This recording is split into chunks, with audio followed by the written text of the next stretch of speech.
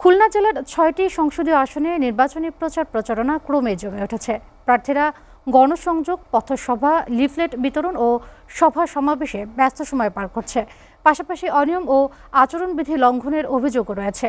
এ বিষয়ে আরও খবর জানাতে খুলনা থেকে সরাসরি যুক্ত হচ্ছেন সহকর্মী রকিবুল ইসলাম মতি। খুলনায় প্রার্থীদের নির্বাচনী প্রচারণার খবর আমাদেরকে জানাবেন। হ্যাঁ, রোদেলা, আপনি যেমনটি বলেছিলেন যে খুলনার ৬টি আসনে কিন্তু এখন জমজমাট নির্বাচনী প্রচারণা শুরু হয়েছে এবং সকাল থেকে শুরু করে গভীর রাত পর্যন্ত কিন্তু এই প্রার্থীরা প্রচারণা চালাচ্ছেন। তার ভিতরে উল্লেখযোগ্য খুলনা সদরের সোনাডাঙ্গা এবং সদর নিয়ে খুলনা ২ আসন রয়েছে।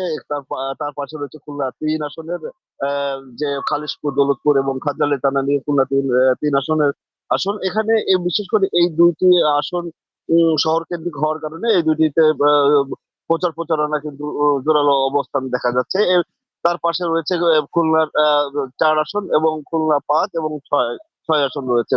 খুলনা ৬ এবং খুলনা ১ এই ২টি আসন হচ্ছে সুন্দরবন কেন্দ্রিক এবং উপকূলীয় অঞ্চল হওয়ার কারণে ওই অঞ্চলের মানুষের ভিতরেও কিন্তু প্রচারণার যে আমেজ সেটাও কিন্তু দেখা গেছে এবং সেখানকার যারা ভোটাররা রয়েছেন তারাও বলছেন যে নির্বাচন এবার প্রতিদ্বন্দ্বিতামূলক হবে বলে তারা কিন্তু বলেছেন।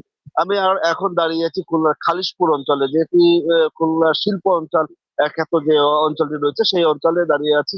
এখানকার এখানকার প্রার্থী রয়েছে ১০ জন প্রার্থী রয়েছে। তার ভিতরে উল্লেখযোগ্য প্রার্থী রয়েছে ইসলামী দলগুলোর মধ্যে এবং বিএনপির মধ্যে কিন্তু নির্বাচনে ফাইট হবে বলে কিন্তু আমরা জানতে পেরেছি এবং এখানকার সবচেয়ে বড় যে সমস্যাগুলো সেগুলো নিয়ে তারা কিন্তু ওয়াদা দিচ্ছে এবং প্রতিশ্রুতি দিয়ে কিন্তু নির্বাচনে প্রচারণা চালাচ্ছেন। রোদেলা, আমার কাছে খুলনা থেকে নির্বাচনের প্রচারণার সর্বশেষ এই খবর ছিল। মতি, আপনাকে ধন্যবাদ।